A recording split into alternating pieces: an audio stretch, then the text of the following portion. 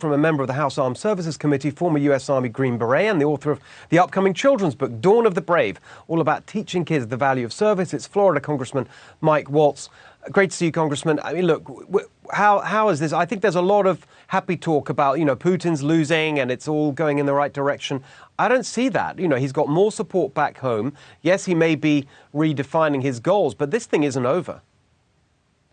Oh, no, it's absolutely not over.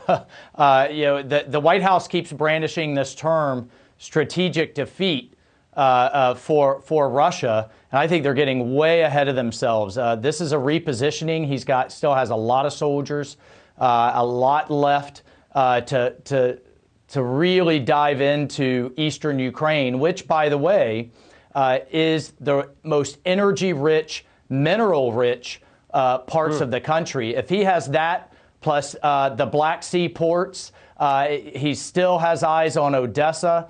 In the long run, and you had some previous guests talking about how Europe will just snap back into its old habits and its old addiction on Russian gas, then I think in the long run, he still thinks he can come out ahead on this one.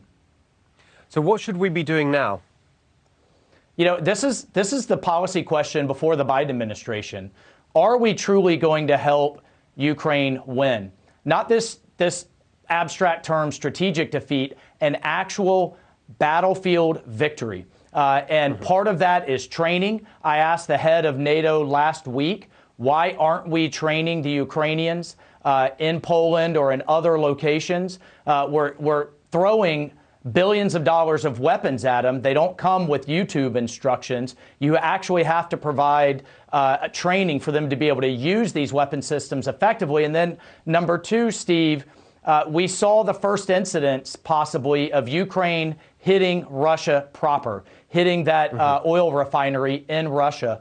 Are we going to continue to supply the Ukrainian military if they decide they want to take back Crimea, if they decide they want to go into Donbass, and if they want to continue hitting the assets in Russia that are fueling this war? Or is Biden going to start pumping the brakes because he loves to abide by Putin's red lines and lets Putin dictate the terms? Are we going to help Ukraine actually win and restore their sovereignty and restore their borders and get those energy-rich areas back that Putin so desperately wants?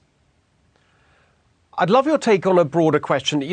Very limited time for something so big, but there's been a lot of comment about some have been arguing that what we're seeing is the resurgence now within the Republican Party of a kind of establishment neocon approach to things, and the hawks are back, and the kind of Trump days are gone. I don't see it like that at all. I think that this is very different, but I would love to hear what you have to say about that.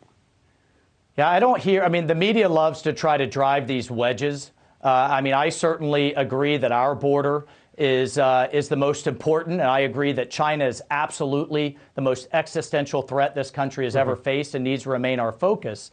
But that doesn't mean we just do nothing and let the Ukrainians get absolutely leveled and massacred. So I think a lot of people are conflating those terms. I haven't heard any Republican talking about nation building, democracy building. The Ukrainians are ready to defend their own nation or putting thousands of American troops on the ground for another 20 years. No one's talking about that. But give them what they need to win and quit drawing these false distinctions of this weapon's too escalatory, this one's not, this one's offensive, this is defensive. Let's let them fight their war and give them the resources that they need. Well said. Congressman Waltz, great to see you as always. All right. Thank you.